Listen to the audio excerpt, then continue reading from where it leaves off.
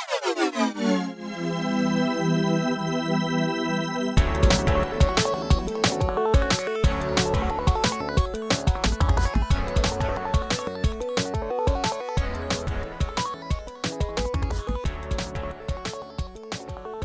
right. Well, welcome back, everyone, to another episode of Parker X. And this is our 50th episode, if you can believe it. Somehow we've managed to put 50 of these together. And I think it's been pretty interesting along the way. Thank God Brett and Brett have joined us so you're not just listening to me drone on most of the time. And it's really come from nothing, Les. Do you want to talk about sort of what was the catalyst? Yeah, I mean, I don't think not many people have ever actually asked that, but some people know that I worked with I was working for another company for a really long period of time. I don't think it's a secret, and I was kind of more of a background person. You know, there were customers that knew me, certainly knew plenty of people in the industry, but I was never in much of a sales role. I was always kind of project management, you know, dealing with the large customers, and then a lot of account management type stuff. So, you know, I remember thinking about creating content, trying to do some branding and that sort of thing. And I was listening to this Gary Vaynerchuk episode, and it said, hey, if you want to do something in your industry and get noticed, stop thinking about, you know, all the things that you want to get from it, and just try to figure out a way you can give back to your industry. So that was really all of the genesis for this, was trying to figure out a way that I could actually provide value to our industry and to the people listening, and done a really good job of trying to keep it kind of away from, you know, what my, you know, core business was, and trying to keep it as, you know, just a real nice thing that you could lean on, listen to, learn from. Really, I think some of the best compliments we've ever gotten off of it is anytime there's new people that are coming into the industry, they tend to find themselves listening to our content simply because there's not really anything out there. There's not a lot out there to teach new people in the industry, and listening to the three of us jabber on and talk to people seems to help. Isn't that great? Yeah. It's a great feather in our cap for that to happen. I can see how that could be a good entryway into the industry. I think we've developed some good content. The long form helps. You can sort of explore things a little bit more and get past sort of the first 5 minutes of everyone's company line and get into the meat of it. And it provides that space to think a little bit more while you're talking.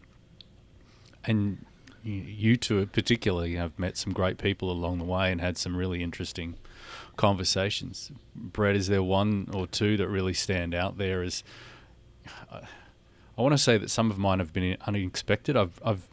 We've had a podcast and then people have applauded it. I didn't really see what was in that, but then from the outside, people are like, you know, that's really interesting what you've been able to share and talk through there. So, well, I will say.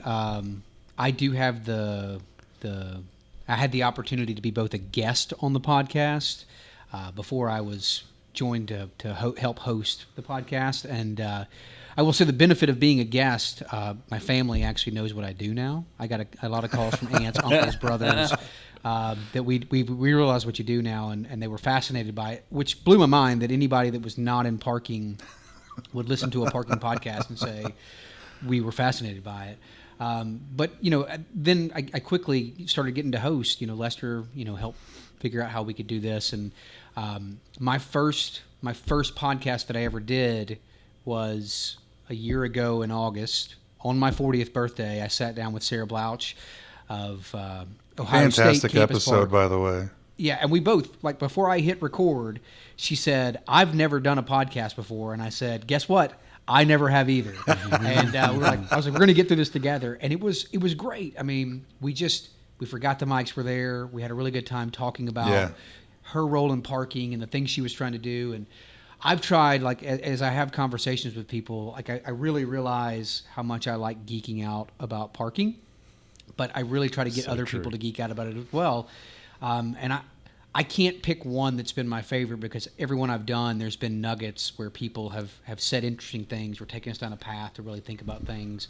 And to your, I mean, both of your points, like I think we've done a good job of like circling the industry and finding people that don't necessarily always have the loudest voice in the room and bringing their voice to the forefront and really connecting people and understanding like what it is we do and how we do it more efficiently and better to make the industry better. So I'm proud of the work we're doing here, and I'm excited about another 50 episodes. Absolutely. It's very much. Yeah. Go ahead. There's lots of different flavors of individuals too. There's technology people. There's major project construction people to talk to. It's an ideas industry like any other industry, and there's some people who've been in the industry for decades and decades and decades, and then others who are coming in and disrupting things with new ideas and new ways to do things. It's really exciting for us to sort of share, I guess, as much as learn ourselves and have those conversations. Well, I think that's what keeps the episodes interesting for me. It's because I know Brett Galvin doesn't really care for this as much, but it's why I don't really try to rehearse with people when I sit down with them, because I actually want the conversation to take its own flow. I want to learn from them as we're going through it. Like every time I've ever tried to like rehearse one or kind of write things down that I'm going to say, it just ends up being kind of boring to me. I'm going to pull you up on that. You say that you don't do the background, but I remember you telling me you go and have a look at their LinkedIn profile. Oh, well, yeah, I guess I do a little them bit. on If I don't Facebook know them, a little, you check out. This is true. You True. I do try to do a put a little. couple things. Yeah. Try to put a couple things in our pocket so you can at least ask them. Because sometimes people get stuck. And you got to fill in the gaps. One of the things I like doing, like I've had a few of the people that I've interviewed ask can you send me the questions you're going to ask in advance, which is the same as kind of rehearsing it. And so I like to send them a list of questions and then ask maybe one of them and then just go down another path. Again, once you get people geeking out about what they do, I mean, they love talking about it. So you very quickly forget the mics are there. That's for sure. Yeah. Those are the best ones. You hit the nail on the head there, Brett, when you said it's not an industry where you roll up to a party and people go, wow, I want to talk to you about that. But it's so frequent. We sit on these sessions and we're talking to people and the minutes fly by and all of a sudden, you're at what would be a respectable podcast episode without dragging it out too much. It's certainly the truth. Lester, I know you've circled a lot of people too. Was there a couple that stand out there that were interesting?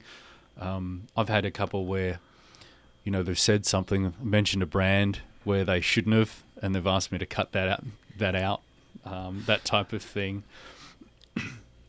There was only one time I've ever edited an episode where I cut something out in the middle, and it just would have been embarrassing for the person that I left it in. So I think they actually just locked up in the middle of it, and it was just like the record started skipping, and it was like, all right, well, we're going to cut that part out.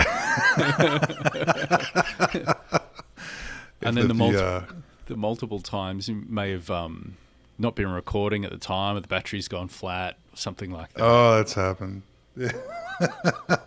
There's nothing worse than the battery going dead, that's for sure. Yeah, if the battery goes dead, then all of a sudden, or your memory card fills up and you got to start over or try to splice it together in the middle. Definitely the worst. But I think episodes a few that where I really stood out for me, I really enjoyed the Donald Shoup episode.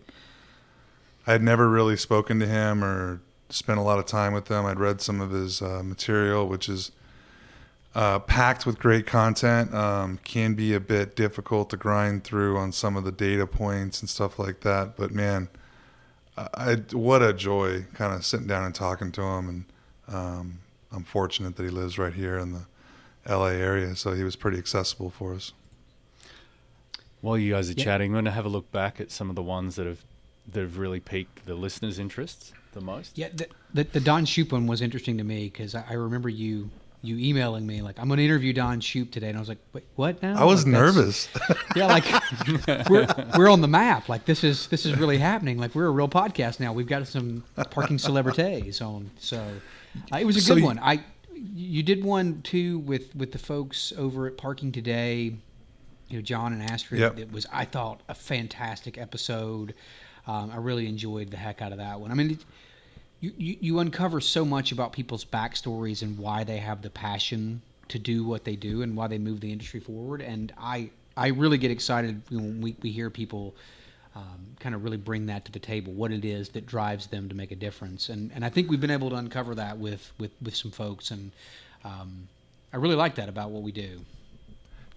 So thinking back on it, really, I think one of the episodes, this is going to be, kind of apple pie, but I mean, when I sat down with you, Brett, I had knew nothing about on-street parking, like in cities and stuff, and like the fight for the curb and like, where cities were trying to deliver and monetize that. So I definitely put that as one of the episodes where I thought I learned the most from the guest was when we sat down together, which way made it such a great fit.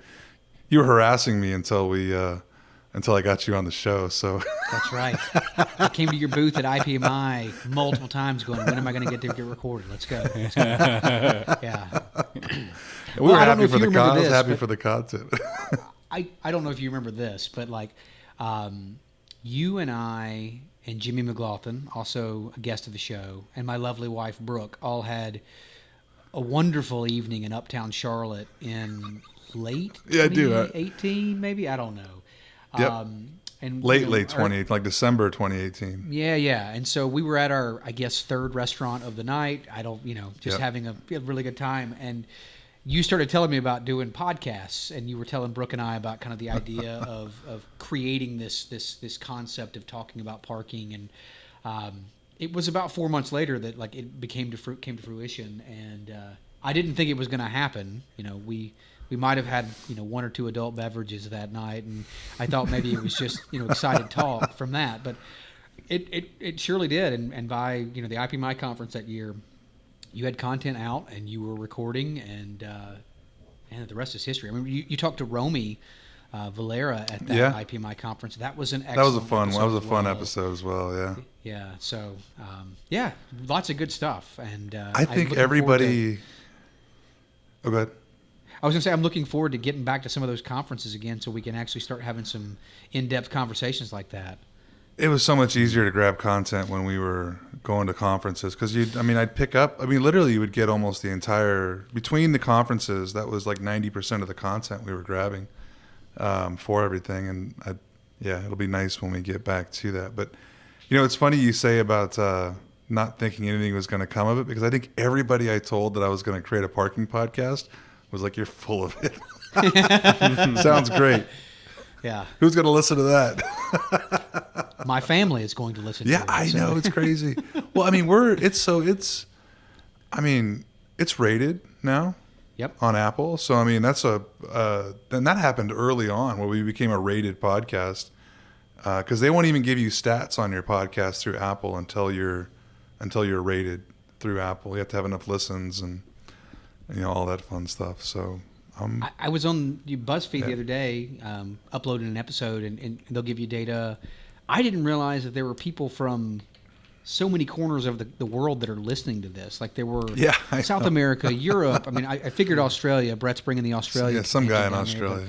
But I was impressed with the amount of people that are listening to this in different places, which it made me feel good that we were pumping out, good content for not only industry in North America, but worldwide as well. Let me have a look at that. I'll see if I can find some random people from... we're almost at 10,000 downloads of the show. I don't know. For only having 50 episodes, I'd say we're doing okay. Not bad. Yeah. We haven't cracked Africa yet. We had 0 downloads from Africa, so we need to do something there to break that market. Europe, Asia, Oceania. Yeah, there's you, Brett. Nothing in Africa. 1 in South America. Yeah. It's impressive, though. Look, I don't know how they find it, but they do, so that's good. Some of the things that have been interesting, obviously the COVID hit, and we did 3 episodes there about staring at our belly buttons and wondering what can we do, and when it first broke, we sort of sat in a room and said, what does this mean?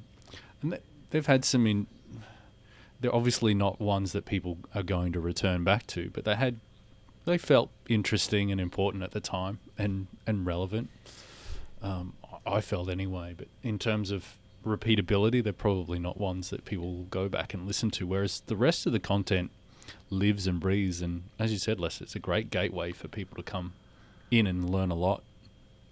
Well, there's one that I'd say is very underrated, and it was specifically the one I did with 3C. I think it was one of the first ones I did. It was, let's see, Demystifying the Payment Card Industry with Bill Lewis from 3C.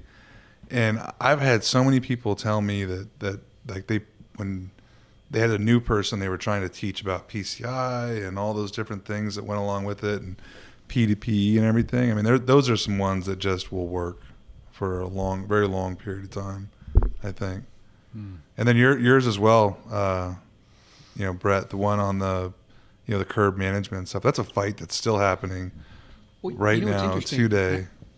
I was telling Brett Galvin this before the call. I've got a few still on DAC that I recorded at the Mid-South Conference, the last conference I went to at the beginning of March. And I put them all together. There's one on university parking. There's one on kind of organizational management. There's one on kind of the operational side of things. And they all, like, even though we've seen this big disruption in our industry, there's still so many nuggets that you can take from them, even in a post-COVID world, that I think are going to help. And I will say, I mean, I know we did some staring at our belly button episodes where we tried to prognosticate, but I think there's stuff that came from those that people can kind of lean on now and into the future. We talked to some people. The one with Cassius from Smarking was really good. I love that episode, by the way. So good. Yeah. We talked to Robert Farron and Kevin White about kind of what's happening at the curb and COVID, and I think those things still apply, even if we don't get as many, post-COVID listens. There's lessons in there that we're going to take. So it's good to hear that people are taking those from a instructional standpoint and using them to help people in their companies. What are you working on now? Me? Like what's personally? You're what's the type of business you've got coming at you right now? 'Cause mine's certainly different. Yeah, it's very different. And I guess for those that listen to the podcast know that I started a business on March 10th, 2 days before the world Perfect stopped. Time. The best timing in the world. But so the stuff that I've got going right now, it's really fascinating because, pre-COVID, everything was really big program, curb management, kind of, advances in management and helping to promote efficiencies. It's a lot of the same thing, but I'm finding that the work that's coming out now that I'm doing is all kind of mid-sized cities. So the New Yorks, the Seattles, the DCs are all dealing with the fallout of lockdowns and pandemics in their own right. But the places that I'm working, like McKinney, Texas, or Tucson, Arizona, those types of places, they're all starting to think about how do we adapt the things that people were doing pre-COVID to a post-COVID world to create better revenue streams, to create diversification of revenue streams, to create more efficient management. So it's really, I've kind of moved down from the big city world into the mid-city world, which is fascinating because they've all got some really unique things happening. What are you seeing? Obviously, I do more on the equipment and the technology side of it. So, obviously, all the touchless stuff is all the rave for like updates to like existing systems. But we had all these parking facilities in kind of the downtown areas that were traditionally stack parked garages. So there was not really any sort of need for gated environments. And, the biggest thing about automating facilities is the fact that you get to pull a bunch of people out of there. Now, all of a sudden, they're not stacking these garages, and now they can't automate because there's no equipment in place to do it.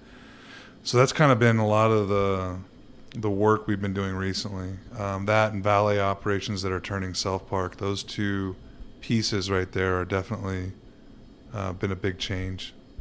And that's where we're getting a lot of the current business from. They're not big projects, but, they work. They're getting it done. That, and obviously, a lot of the dominant vendors and large installations, they're kind of trying to lean back on their service, update, and upgrade revenue to kind of pull in. So, they're pushing a lot of the clients for the, what still needs to happen are P2P credit card related updates and that sort of thing. Windows is still moving forward with all that. So there's a lot of pressure from that perspective, and I'd say those things are definitely creating opportunity for me. What's interesting is the COVID situation has drawn people away from their day-to-day, and it feels like people have had a little more headspace to think about things, make decisions, get a little bit more strategic. I think they've been forced to. That's what we're finding, and then that's then generating opportunities to institute change or plan change that probably wasn't happening at the pace that we're now seeing, and that's true for us here. We've come off the COVID cycle a little, and which has meant that we're able to execute probably or have some certainty about the future in a way that we hadn't before. But you're right, those contracts still expire, systems still fold, behaviours are changing, so there's opportunities out there. We're still seeing that. One of the big spaces is obviously the leases that were profitable before aren't profitable anymore. Yeah. Looking a lot of break leases and new arrangements around that, and considering is it beneficial or timely for me to start running my operations by myself, or how do I renegotiate a deal that works for all parties and sets a course for a longer term partnership? Speaking of that, so Australia kind of got hit early. They got their kind of resurgence happened early. So are there any remnants left over from COVID restrictions? There is a two-speed economy. We have our second biggest city still in sort of what they're calling level 4 lockdown at the moment, and just starting to come out of that. But everywhere else in the country is pretty much back to normal. We've started opening up borders properly. Flights are returning back to normal, but we sort of closed down pretty hard in a way that I guess we can. So masks, no masks? No masks. No masks. Restaurants are back to full capacity inside? No, not yet. I think there's still you want to keep distance. Masks are optional, particularly in where I am. I'm not seeing them at all, and in the major cities, I'm not seeing it as much as maybe they were. So it is starting to return back to normal. Sitting in meeting rooms doesn't seem to be a thing where, we're looking at each other and making sure we're that distance, and that awkward phase, at least for where I am, has sort of gone away a little. So that's good for us. I think that's good just to hear that normal can and is trying to make a comeback. Right. Yeah. It is. I think we're down to. I think where the state that I'm in had one case yesterday, one new case, and they're testing 40,000 people a day. So it's controlled, but it's easy. Like we've seen, it's so easy to get smug, and then there's a breakout and you're back to lockdown completely. Right where you were. Have you guys released any sort of vaccine or anything, or is it all just therapeutics? No, I think the it's just locking Herd down people, immunity, none of that. Just keep people away from each other. It spreads by people interacting. Yeah. So if if everyone stays away from each other for a month, and if you can't, then put on a mask, then the numbers come down. But you have to be, you have to maintain that, I guess, as a community. It's easy. It's easier in a smaller country, all I'd say, with a smaller population. Yeah. With a lot of real estate. Yeah, a lot of places in to between. go. Yeah, no doubt. We're coming into our summer season, so people start traveling around. You can easily see how a breakout happens again. Yeah, and we're starting to enter our winter, so that's curious to see how mixing COVID with the flu has an effect. Yeah. In terms of the parking strategies, I'm not sure we're not at the other end now where behaviours normalise, where people are going back to the office. There's still that phase of transition and trying to work out exactly what it means in terms of inner city parking capacities. Well, I have to tell you, today's the first day that I've actually put on a button-up shirt in quite some time, and I didn't really care for it very much.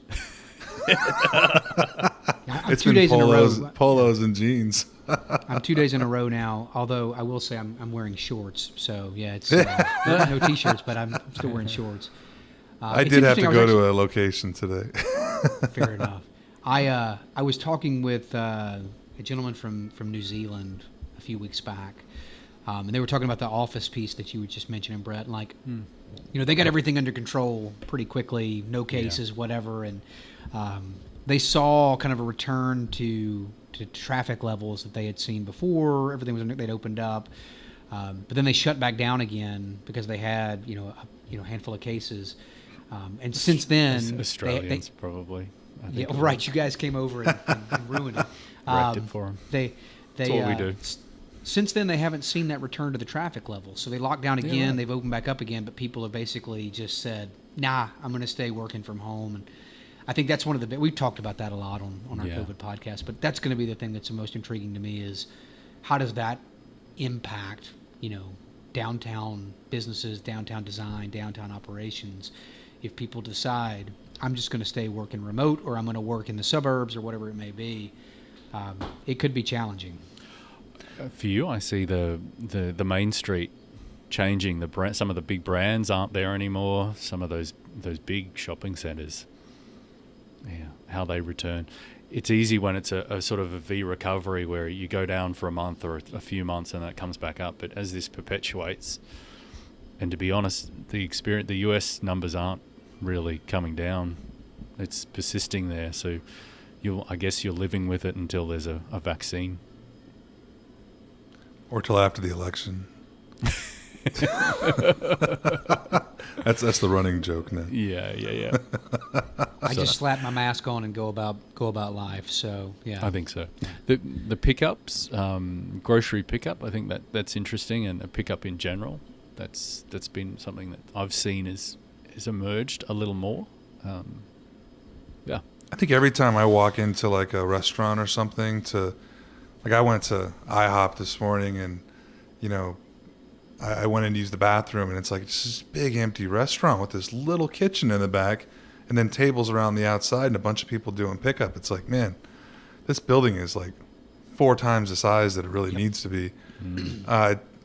Advantage of California is that you can pretty much dine outside almost year round. So that is a little bit different. It's going to be hard to do that in, New York and DC and areas like that. But yeah, what happens when that space just isn't required? Have you been to the airport, Brentwood, at all? I have not since March. I'm going in a couple weeks, but yeah. Okay, I didn't know if you had been at all, but man, you go inside the airport and you go to get something to eat or something when you're there, and it's like the whole inside of the restaurant's shut down. And it's like, man, are they going to build these kind of places?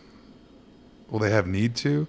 Our local hockey rink is still shut down. Our indoor soccer place is still shut down. It's like, yeah. And they're shutting down permanently. They can't afford to keep going, so they're closing up. We've lost a couple music venues here here in Charleston that they just can't do anything. We're doing a socially distanced concert in a couple of weeks where basically this huge open field, they're roping off 10 by 10 squares but they can't do anything else. So it's hard for them to keep paying rent. I wish I owned a drive-in. Yeah, Oh, yeah. right? Drive-in movies, like the thing now. Yeah. You know what? When you're traveling, like I was looking at that the other day, you fly somewhere, you have the choice. You used to have the choice of an Uber or a rental car, and it's a rental car now. Really, it's an industry that's gone back.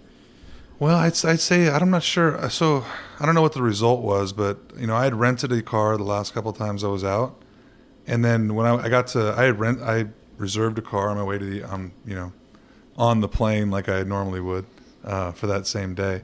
I got to the Hertz and they're like, yeah, sorry, no cars. We don't have any. Right. So Uber it was. Uber's still a thing. So I've got a client at the moment who's looking at full cashless environment, which is I guess something that's moved forward pretty quickly now, and we're seeing that become a thing. And Brett and I had spoken earlier on about the adoption of mobile payment and how much that will probably emerge now as something that's more and more. The other thing that hasn't happened, which there was a lot of music and noise about, is car parks being restaurants and car parks being places where food was prepared and then and it goes from there. I haven't seen it. I don't know if it's if there's a reason why that is. It sort of reflects back on your comment about restaurants not needing the scale if everyone's a delivery center rather than or a pickup center. I haven't seen any of that. I know I heard a lot about the Reef stuff with them doing all these urban kitchen areas. I haven't actually seen one myself yet, but I haven't actually been looking one either. So if anybody from Reef is listening and they want to come on the show and tell us about it, let's get I would love to hear about how that's going and what they're doing and where that's at. Yeah, interesting. So when's Battery Day? Is that today, yesterday, tomorrow? Tesla's battery day or something? Oh, is there a Tesla battery day? Yeah. They're creating holidays now. Yeah, that's the sort of power. California's doing everything it can for their stock between mandating, giving away grants for Tesla Powerwalls and then saying no more fossil fuel vehicles sold after 2035. It's the business of governing is continuing, I guess, even through the COVID with supporting industry however you can. It's interesting. I'm like the biggest petrol head you can imagine, and I'm not really that upset about it. It's like, they're not going to sell new petrol cars after 2035. That seems like a reasonable goal to make. I mean, I have a lot of things electric now. I kind of rather enjoy them. Yep. They're a lot less work for my RC cars, the RC planes and helicopters, the go-karts at the go-kart track we go to. I'm perfectly fine with an electric dirt bike. Kids had them when they first started. You know what it is? A Model S accelerates quicker than almost anything else you can buy. Yeah, it does. So, I know. You've just knocked off one of the reasons. An electric vehicle was slow, small, compact car. Traditionally, just smashed it with a new version of a vehicle that does high performance. It's broken. Yeah, then Porsche and Audi come out with they're calling it their hybrid, but it was really just putting the electric motor in there so it could accelerate quicker. That's all it was about. It opens up a lot of opportunity. It's an appeal in an area that didn't exist before. It's fantastic. I think they just have to do something with battery technology, step that forward. Either that or they really got to embrace hydrogen. I think that's probably one of the best things they could do is the hydrogen piece, but we'll see. It's an arm wrestle there. I'm seeing a lot of preparation for accommodating electric vehicles, but not a lot of execution at the moment. Is that true for you, Brett? I am, definitely. One of the things we did in one of my committees for IPMI last year was look at electrification and what the industry is doing. It's just like you said, I see a lot of people that are kind of laying the groundwork, but you're not seeing people take those steps to truly convert facilities or convert operations to be more electric ready. It's just, what do we need to do? Let's have a game plan, and then we'll deal with it in a couple of years. We're doing a couple of new facilities, and they've been required, at least in the D.C. Reston area. Okay. Like 20 or 25% of the spaces. Wow. Must be electric vehicle ready, which means that the infrastructure has to be able to support putting a charging station in.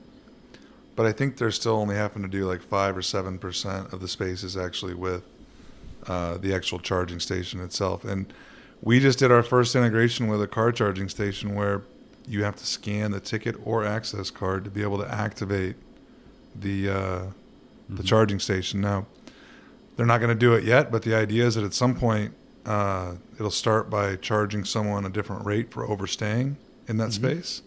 Like they want to put a 4-hour time limit on it and want you to move your car. You park there in the morning, come move it at lunchtime, and people can come park in those spaces. And eventually you're going to be paying more to park in that space. And So I that's the assume right you have to move. scan out, like you scan in to start using the charger. You have to scan out when you move your car to another space, or Yeah, that's correct. So to end the cycle there, or the session, you're going to have to scan your ticket or access card to leave. So it's almost like entering a nest. Is basically what's happening.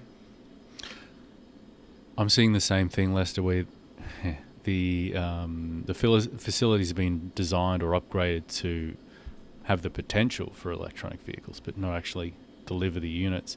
And I wonder if that pressure is coming from electrical works, just to expand the scope a little bit more, leading it. But Yeah, it's something you I do don't need. know. Yeah, I don't think those buildings are just not ready for what it looks like when 20% of the vehicles in there are trying to pull power from the grid after they've just made their commute into work. I mean, it's just they're not ready for it, and I think whoever came up with the idea, I think it's a brilliant first step in that direction. So you're not pushing the any specific technology, but you're just going, hey, you're going to make this building capable of delivering this for when it does come time to do it. I think it's the right move, and ready. Frankly, great for electrical contractors too. But Correct. that's where most of the work is. But preparing the grid to be able to need that as well, because now they're having to drop some pretty major service into those buildings. So everyone's got to get ready, and this is a great get ready step. So we're touching on 35 minutes or so. You want? Yeah, I think this is good. Should we do a quick whip around on what we want to do next? Yeah, go ahead. What do you got? Yeah, I'm interested.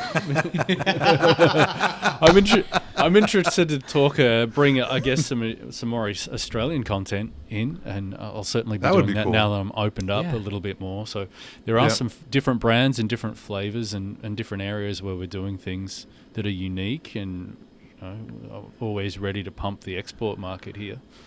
I would just love to get some cues on what the post-COVID parking environment changes were. Like what happened, what changed, what did you do? I think that's going to be, I always felt like the Australian market and the US market were so similar, and we have literally copied almost everything that the Australian market has done, or it's maybe not copied, but we've experienced the change that you have, and we've always taken a very similar path, right? And all those similarities happen from culturally. There's so many similarities, and even stupid things like not having any dollar-based coins in our currency, so we don't need coins in our machines when we were accepting and doing cash and that sort of thing. It's just so I think people could really, really let's get into it. I would love to do that. That would be fantastic for me, and hopefully others enjoy it. I'd like to see us get maybe some European talent as well on here. Just about to say that if we've got listeners over there, I'm sure we could reach out to some folks and get a little bit of a flavor of the European continent. So how things are changing, what's happening. That would be fantastic. Yeah. And now that we've kind of mastered this remote podcasting piece of it, maybe we can do that without having to rely on getting to Germany for a conference. So maybe, or we could go. We could go. We got to do it. What's the Parker X expense account? Is there one of those there? Yeah, just whatever you want to put in it is fine. Very good. Well, thanks for listening, everyone. I think it's been amazing. I've had fun doing it, and it's certainly been a break from my day to day, and it's been enjoyable to reflect back and give back. I guess in my mind, I hope everyone's listening to me, not thinking, "Who is this crazy Australian? What's he talking about?" No, you guys have both added such a depth to the what it started as, right? Just kind of, me jabbering on. People get tired of hearing the same stuff. So I think you guys have done. It would not have continued without you guys jumping in and keeping it moving. Well, awesome. Happy to help, and thank you for getting the ball rolling and actually, following through on the promises that you made over several adult drinks. So good job. Several. Is there a word past several that we could use? I don't know. Multiple. And it's kind of a fuzzy spot after several. So, yeah. On the floor. All right. Thanks, guys. Thanks, everyone. Thank you. Thanks. Cheers. Bye. Thank you for listening to the Parker X podcast. We sincerely appreciate it and hope you are enjoying our content. Please remember to rate, review, comment, subscribe, and share. And follow us on LinkedIn, Instagram, Facebook, and Twitter. The following has been a production of Parker X.